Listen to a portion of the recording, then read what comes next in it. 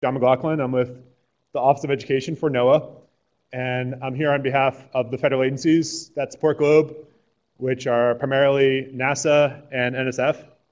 And first off, I'd like to thank the PRAC subcommittee that planned this meeting, and Donna, Teresa, and everyone from GPO who's put in so much work to make this happen. We at the federal agencies find this meeting very valuable to learn about what you all are doing and where you see things going with GLOBE. So I want to thank you all for being here. We truly recognize GLOBE is a network of partners. That's what makes this powerful. The partners are the heart and soul of the program. And so we want to thank you all so much for the work that you do every day. Within the past year, we, within the federal agencies that support GLOBE, have really built our working relationship as a group, and we've actually officially chartered our group.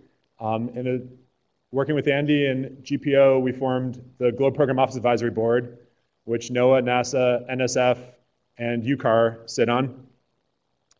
And I personally want to offer my most heartfelt thanks to NASA for covering the funding for GLOBE Program Office. We at NOAA, unfortunately, due to our budget situation this year, we're not able to contribute to GLOBE other than in kind.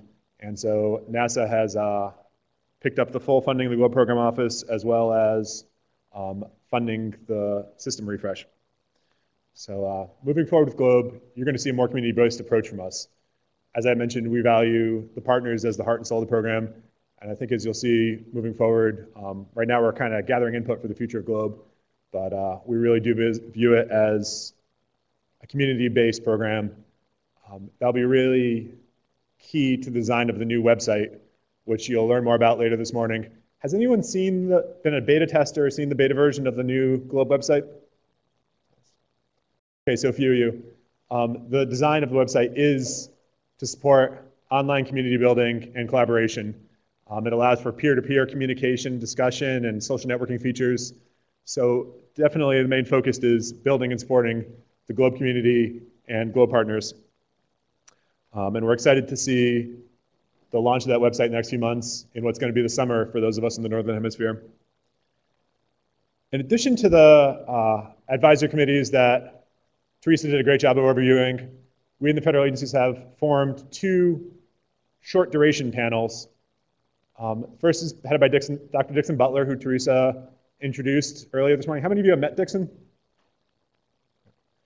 Yep, former director and chief scientist. He's setting up a panel to get community input on what the future structure of GLOBE should be and how federal funding for GLOBE can best be implemented. So we really want feedback. I know a few of you are on that committee. It had its first in-person meeting the past 2 days on Monday and Tuesday of this week, and it's going to continue discussions through to the annual conference. So we're excited to hear about that. In addition, I'm working with NSF on a panel to refresh the science of the GLOBE Teacher's Guide. It's been a little while since the protocols have undergone a science refresh. This will be a tweaking and updating, not a major overhaul. So don't expect to open the Teacher's Guide in a couple years and go, what the heck is this? It'll be very recognizable. It's just updating things based on new technology or new best practices in the scientific field. We hit a little bit of a snag in that we thought we were going to be able to do it through the federal agencies themselves and with NSF providing logistical support for the panel. However, this year we found NSF has changed their policies on government-hosted panels in response to some FACA rulings. So we had to go out to the community to find a GLOBE scientist willing to propose to NSF to run the panel. And we're very fortunate that Dr. Jim Washburn from University of Arizona, former GLOBE Soil Moisture PI, has agreed to do that. So Jim and I have been working on a proposal the last week and a half, and Jim will be submitting that to NSF for funding, and we're hoping to have the panel working through late spring and early summer, kind of going over what refresh is needed so it better informs NSF's work to keep the GLOBE Teacher's Guide scientifically valid and also in a modern format. So this fall, NSF will be working on how they're going to work the Teacher's Guide update in terms of the science refresh and in terms of a more workable format.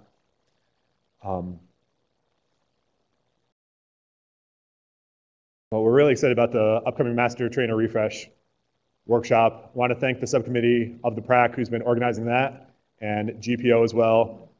Really feel it's going to be a major step forward for revitalizing the training program and building the capacity that Teresa mentioned for trainers and master trainers in the US and throughout the world.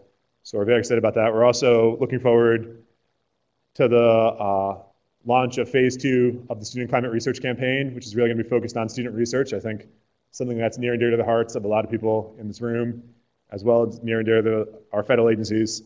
And this next phase will really be able to leverage the power of the new website due to the timing of the new website coming on board right around when the second phase of the climate campaign is launching.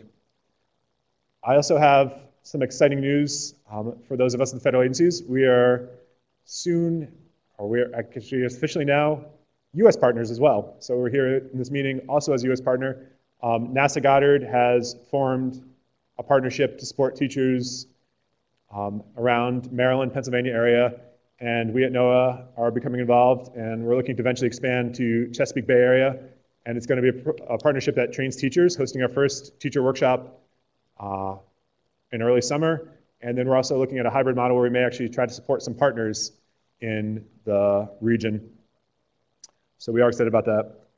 I do want to say it's been, as Teresa mentioned, a very tough time for Globe with the passing of Dr. Andy Tasker. We owe an incredible debt of gratitude for Andy for everything to move this program forward. We're dedicated to seeing the strategic plan he created, implemented the strategic plan that he got community input, got GIAC approval on. We, the federal agencies, feel it's a strong path forward, and we're looking forward to supporting UCAR and Jack as they look for a new director to carry on the important mission of Globe.